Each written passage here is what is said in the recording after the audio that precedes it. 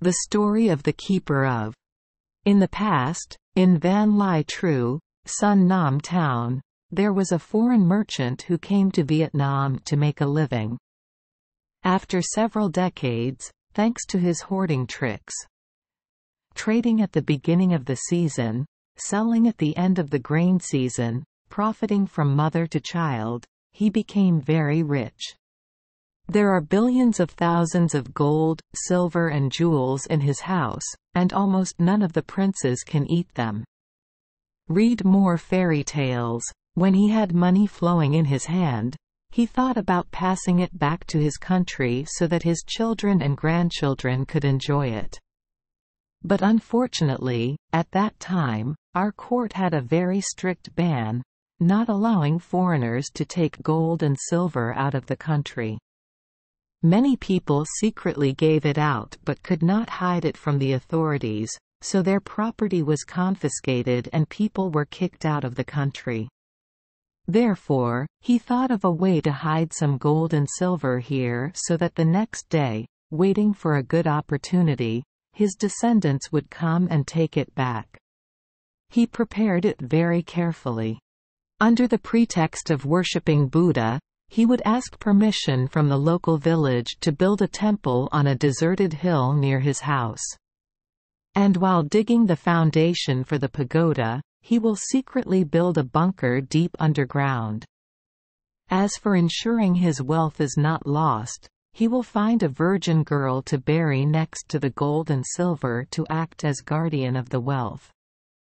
If you are not the one who calls out the correct signal that he promised to the god, you should not try to lift a single cup of wealth off the ground. I will kill any stranger who comes to the cellar door. When his planning was thorough, he turned his attention to finding a virgin girl. At that time, there was a man in the area who lived without a plot of land. He has a daughter who is only 18 years old and is not married. Hearing the news, the merchant quickly brought wine and asked the girl to become his concubine.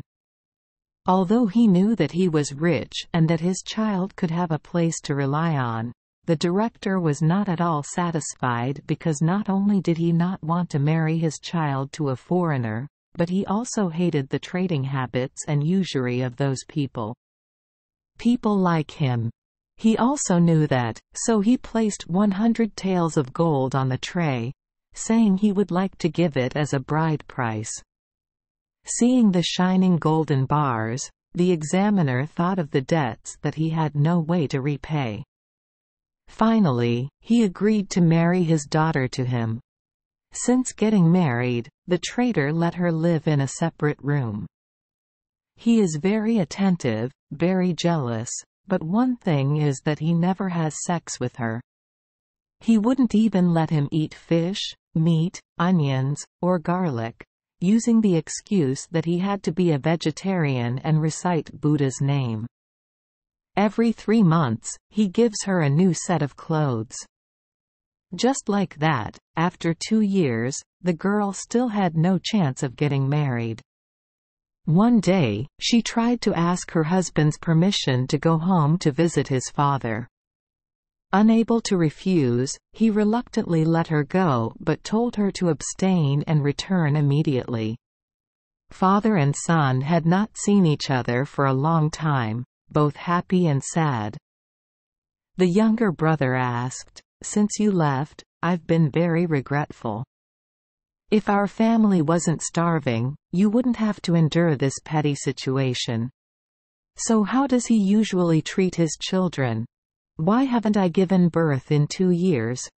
Hearing her father ask that, the girl cried and told the whole story.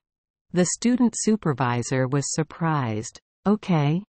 He probably chose me to be his guardian, there's no doubt about it. So have you seen anything strange in his house?" Before, after dinner, he locked the door and immediately went to sleep. Only for the past few months have I seen him and his father carry the pick and spade every night, only to return in the morning. Hearing that, the director exclaimed, "So it's almost here." Thinking for a moment, he went to get sesame seeds and mustard seeds, wrapped them in a package, gave it to his son, and said, "Come home early so he won't be surprised. Whenever he takes you somewhere, remember to sprinkle these seeds on the side of the path, so Dad knows to find them." From then on, the director came to visit me all the time. Sometimes once every 3 days, sometimes once every 5 days. He did not enter the in-laws' house, just stood outside the gate looking in. Once he saw his daughter's face, he felt secure and retreated. One time he was busy and couldn't come. When I arrived 10 days later, I could no longer see the child. After waiting impatiently for a long time, he quickly entered the bride's house and pretended to come to ask. The merchant saw him and hurriedly welcomed him, seemingly cordially. He told him that his wife was busy going to the capital to store goods and had not returned yet. The proctor still kept a natural expression, accepted the son-in-law's invitation and then sat down to eat lunch. Taking advantage of the opportunity to urinate, he went to the back of the garden to look around at kumquats. He saw that on both sides of the path leading to the field, sesame seeds and mustard greens had grown green like markings. Immediately, he went all the way to Sun Nam Town Palace. Before the governor, he explained everything that had happened. The governor immediately recruited 500 soldiers and marched all night back to Van Lai Tru. People followed the student along the path that Sesame and Cabbage had discreetly told them about. About half a mile from the guest's house, they saw a small hut that had just been built on a deserted hill. The examiner replied, "This place is definitely not wrong. Please dig it up to examine." But his son-in-law definitely refused. He used the excuse that the Earth's artery was related to his family's destiny, so he deliberately did not let the soldiers dig. Immediately, the governor forced both sides to make a commitment. If he digs and finds nothing, the priest must spend money to rebuild the hut and must compensate the bridegroom for the damage. On the contrary, if any money or wealth is discovered, the owner of that hut will not receive it.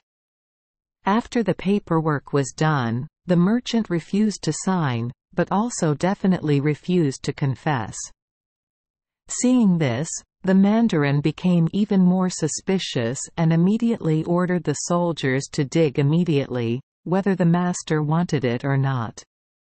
Just after digging a space as wide as a hot pot, a sunken brick bank appeared.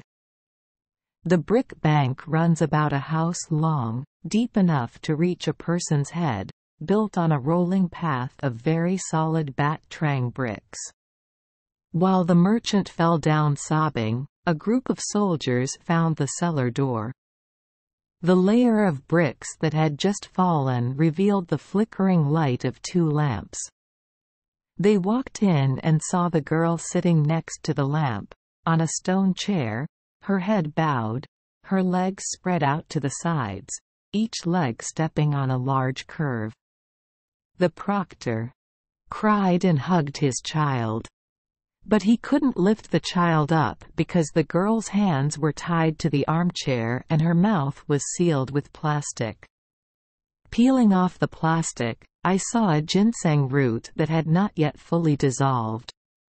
Her chest was still beating. People quickly rushed up to save him, and at the same time put chains on the evil merchant and led him away. When the soldiers checked everything, they saw 2 curves that the girl stepped on, each with the words, 1,000 pounds of gold.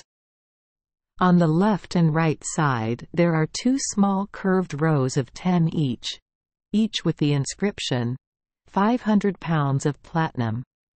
When I open it, the score is exactly as stated.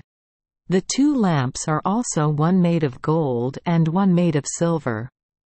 Thanks to attentive care, the girl gradually regained consciousness. Hearing the story, people learned that the girl had been buried alive for 10 days. The governor divided the wealth into 3. The father and son received a portion, and the remaining amount was confiscated as public property. Those who trafficked were taken to the execution ground and beheaded. 1. According to Sun Ca Mixed Art. Thank you for joining us for today's fairy tale. We hope these stories bring joy and meaning to your day. If you love our channel, please hit the subscribe button so you won't miss any exciting tales. Wishing you a good night and sweet dreams. See you in the next story.